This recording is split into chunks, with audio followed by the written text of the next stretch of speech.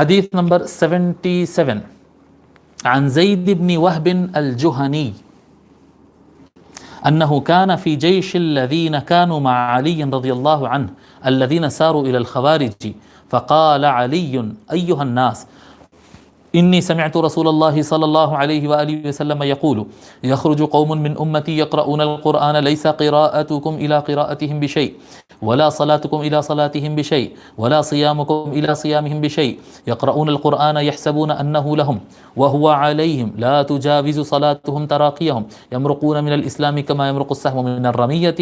الحديث رواه مسلم و ابو داود.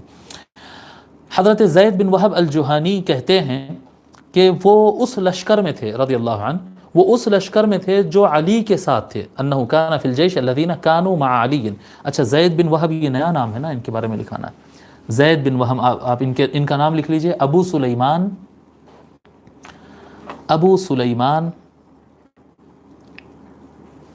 زید، ابو سلیمان زید بن وہب الجہنی،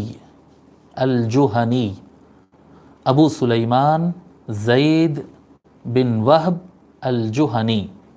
آپ تابعی ہے، کوفہ کے رہنے والے ہیں، تابعی ہے، کوفی ہے.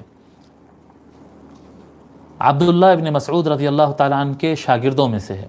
حضرت عبداللہ ابن مسعود رضی اللہ تعالیٰ عنہ کے پاس انہوں نے قرآن پڑھا، اور زید ابن وہب رضی اللہ تعالیٰ عنہ کی وفات ہوئی ہے 83 ہجری کو. 83 ہجری کو زید بن وہب رضی اللہ تعالیٰ عنہ کی وفات ہوئی.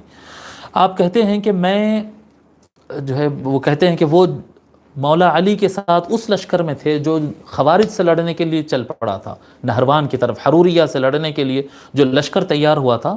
یہ جنگ جمل اور صفین کے بعد کا واقعہ، نہروان آخری جنگ، اس لشکر میں شامل تھا.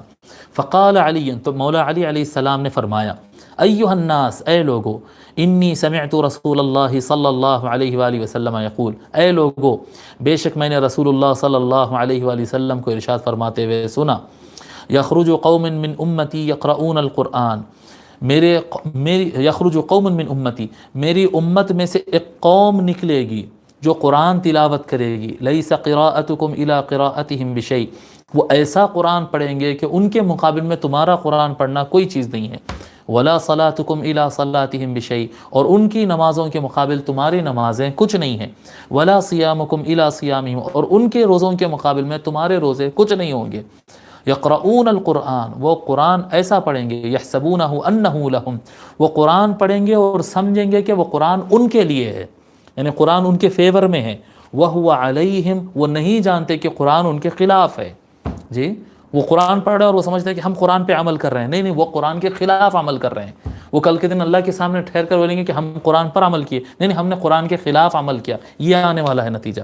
فرماتے یحسبون انہ لہم، وہ سمجھ رہے ہوں گے کہ وہ قرآن انہ لہم، وہ قرآن ان کے لیے ہے. وَهُوَ عَلَيْهِمْ، جبکہ وہ قرآن ان کے خلاف ہے.